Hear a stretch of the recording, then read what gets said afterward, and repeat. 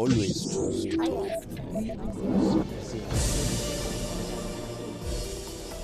I'm Ali Hashim in Beirut.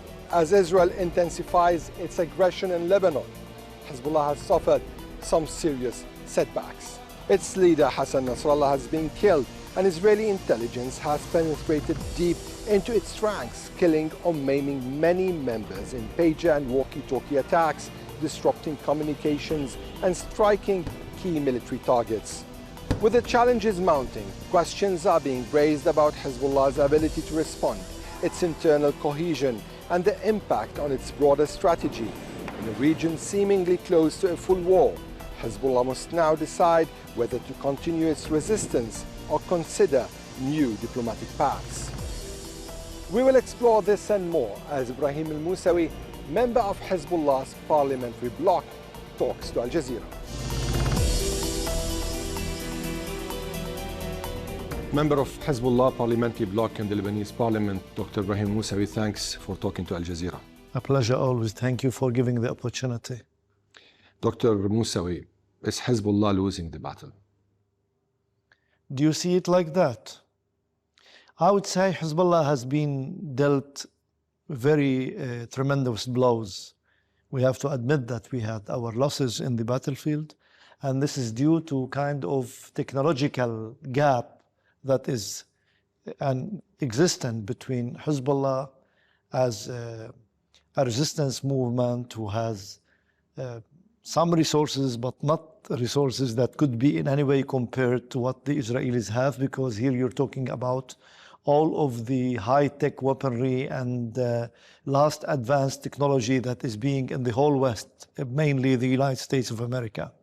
So in this regard, yes, Hezbollah has got very great losses, and we all know it without going to enumerate them. But to lose one round or to lose in a certain aspect of the war is not losing a battle, is not losing the war. We have to put things in their proper order. Yes, there are losses, they are heavy ones, but they are limited to this kind of aspect that has to do with technology, that has to do with their super capabilities in the intelligence sources and whatever, and in assassinating. Assassinations, killing people has never brought victory to any part in the world, actually. If we go and trace back all the battles in history, this is not going to make a very major change in the course of the battlefield. That's why I could assure you we had losses. Yes, we have to admit it. Now, I said this quite 2-3 times, but we haven't lost the battle, we haven't lost the war. What's the situation right now with respect to the chain of command, the leadership, the commanders?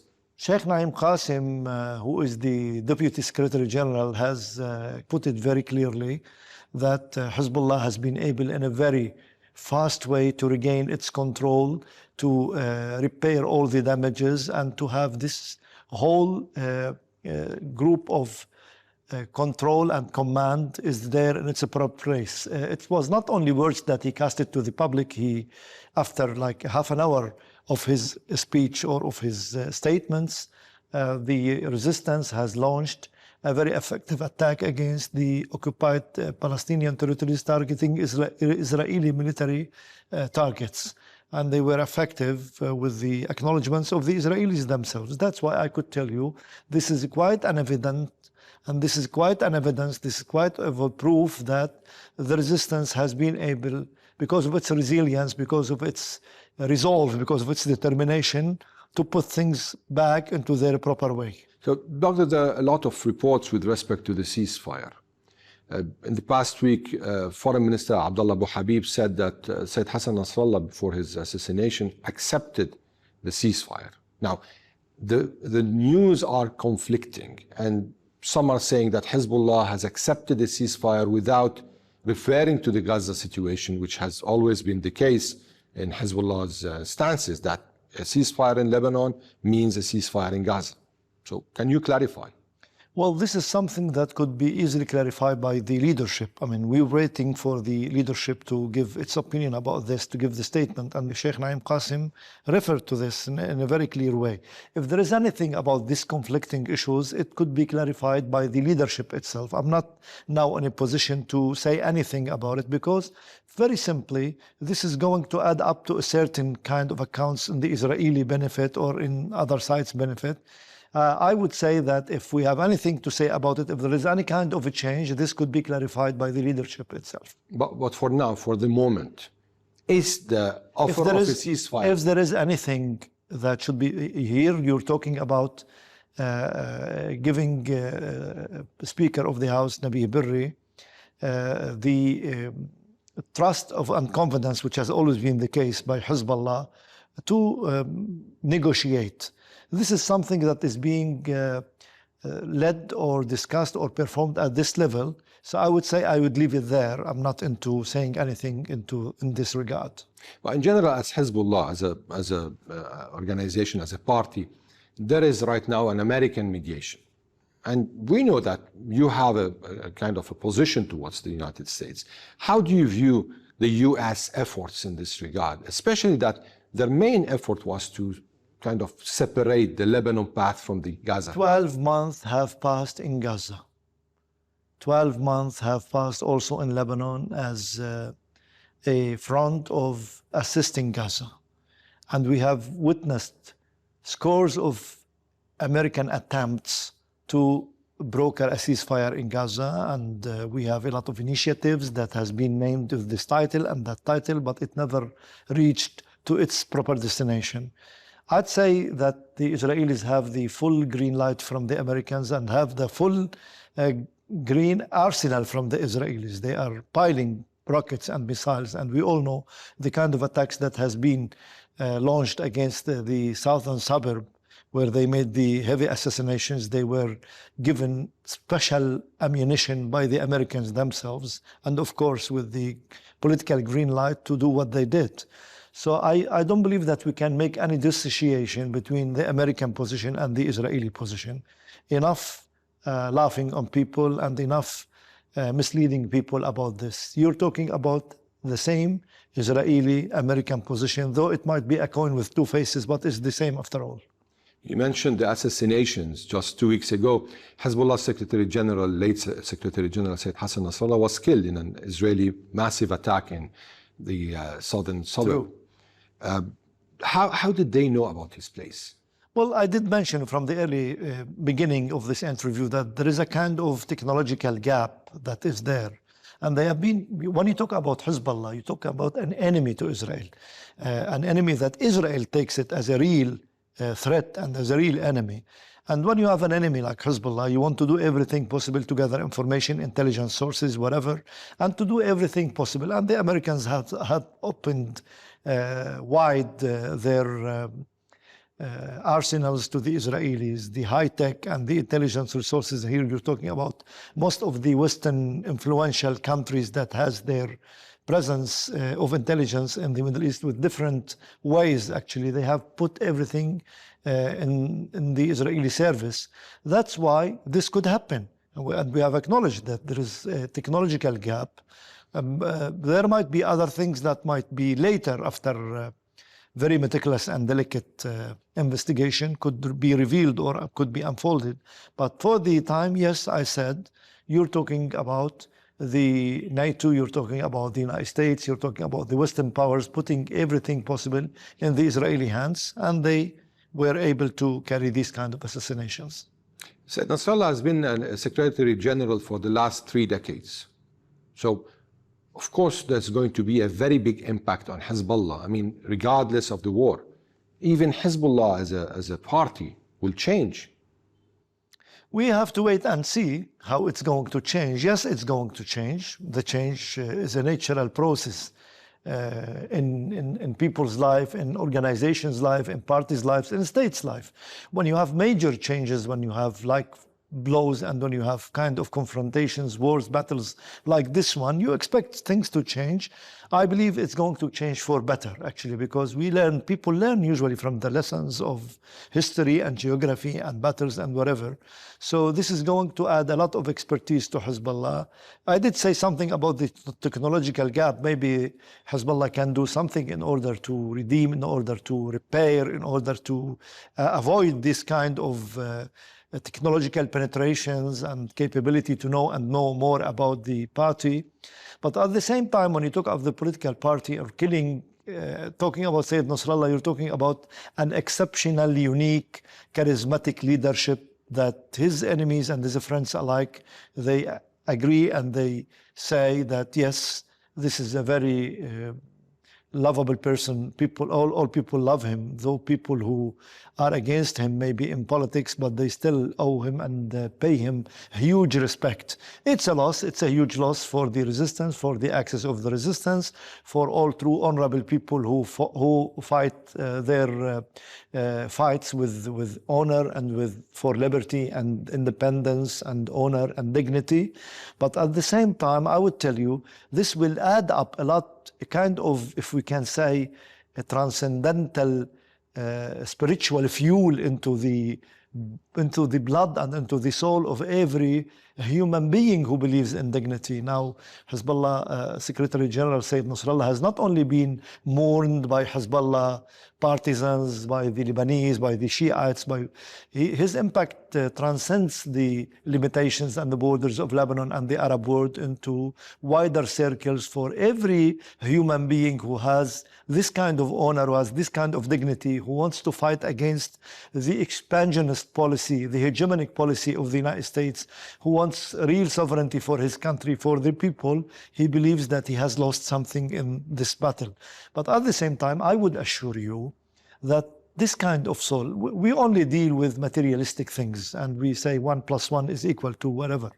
But our teachings, our understanding, our beliefs transcends this. Yes, we have lost a lot in this regard, but we will hopefully be able to overcome all of these circumstances, and his blood, his soul will fuel the souls and the spirits of all of the free people. And you yourself have witnessed, and all of those in the battleground, in the bordering area between Lebanon and occupied Palestine, how Hezbollah fighters are doing this. Any other organization, any other party, any other state, if they lose what Hezbollah lost in this 2-3 weeks, you could say that they are broken, they are out of service or whatever. It has been proved by now that Hezbollah has his chain of command, has his chain of resistance, has been able to continue not the ordinary track and the ordinary process, more than that. Okay. Allow me, there are a lot of questions with respect to Sayyid Nasrallah's funeral, where he's going to be buried, reports coming that he was supposed to be buried in Iraq, in Iran, or in Lebanon. Is there any clear answer from Hezbollah with respect to this? Of course, Hezbollah leadership. Is he buried already? Hezbollah leadership knows what they should be doing, but we all know the circumstances. Here you're talking about an enemy that paid no respect, not for life, not for death, not for anything. And they are ready to violate and to do anything. I believe they have done what should be done for his case. And I believe he's going to be buried in Lebanon for sure, not outside. He's going to be buried in Lebanon. They did some kind of symbolic funeral in Iraq and in different areas in Pakistan and in Iran. All those who love Sayyid Nasrallah, who love Hezbollah, who love the resistance, they did something as a pay of tribute and respect to him. But I could assure you, he's going to stay in Lebanon. Okay. Just after the assassination of Sayyid Nasrallah, there was also reports about assassination of Sayyid Hashim Safieddin. But it was clear that neither the Israelis are certain, or even Hezbollah is certain about the fate of the head of Hezbollah's executive council. When we have anything to say about it, you will hear an official statement by Hezbollah talking about the issue. Okay, now who's leading Hezbollah? We have witnessed actually the kind of war that is very fierce against us, I myself know, for example, now say Sheikh Naim Qasim is taking the responsibility of giving the statements or whatever. And we all know that Hezbollah has an apparatus, it has a skeleton, it has a leadership. So those who are still there, they continue to do what they should be doing. There is no problem in this chain of control and command. And I believe all things are going to take their proper place. I could assure you about this. What's the amount of cooperation or the margin of cooperation currently with Iran? They're the very close allies of Hezbollah, especially in such time. It will always be the same, and in crisis time, it will be more and more. There's an argument that the lack of deterrence over the past few months is what led to the situation currently. That Hezbollah started the support front, but did not kind of fortify its deterrences. Well, this is something that should be, it's not the time to discuss this, to tell you the truth. And if it should be discussed, it should be discussed within military circles and those who are experts about it. I won't say that this is the right place or time to assess or to say whether this, what has been done is proper or enough, or it should have been done with a larger or maximum power or less power. This is something that is being left for the battlefield. Those who were working on the issue, they knew what they should have been doing better, and I believe they did what they could. But Dr. Moussawi, do you think there is a kind of a regret in Hezbollah that they opened this? It's not the time for regret or for anything. Now we are in the battlefield. Any kind of evaluation assessment should wait, and we should continue to fight this war with resilience and with enough strength, and all things could be discussed later. You spoke about the technological gap, and we saw the pager attack, we saw the walkie-talkie attack, and they were a kind of very tough. There are a lot of also discussions about the breach within Hezbollah. It's always been known that Hezbollah was a very strong security organization. It has a very strong apparatuses. What happened? I myself am not aware of any kind of a breach, to tell you the truth, and it has not been discussed. It's a possibility always, because it happened in the past, it could happen at any time. And I said that Hezbollah is a real threat to Israel. Hezbollah is not a folklore or symbolic enemy to Israel, and they are working day and night against it to be able to breach, to penetrate, to have collaborators, to whatever. I would say the kind of things that I saw myself, if you want like an analysis, the technological gap is highly effective in this regard, because the kind of results that they were able to earn in a very short period of time would reflect something. Yes, they have been gathering intelligence and information for years and years. They have been able to employ it in a way. They used artificial intelligence to make their calculations and possibilities. This is for fact, yes. But at the same time, I would say Hezbollah has always been targeted by the Israelis. The breach happened long time before. It is a possibility that it happens within states and organizations. We are no exception. But at the time, I didn't hear of anything like the sort. This is something that could be handled by certain apparatuses inside the party itself, inside the resistance echelons itself. As an assessment, now, Hezbollah over the past years, we know Hezbollah before 2011, we know Hezbollah before 2006. Hezbollah's body has expanded. And rather than only working in Lebanon, it was working in Syria, it was active in Iraq, it has its advisors in Yemen. Was this also probably one of the reasons why it became vulnerable to it? When you want to make assessment, you have to go into a very delicate, meticulous, precise investigation that will open up the whole process. I'm not sure what happened.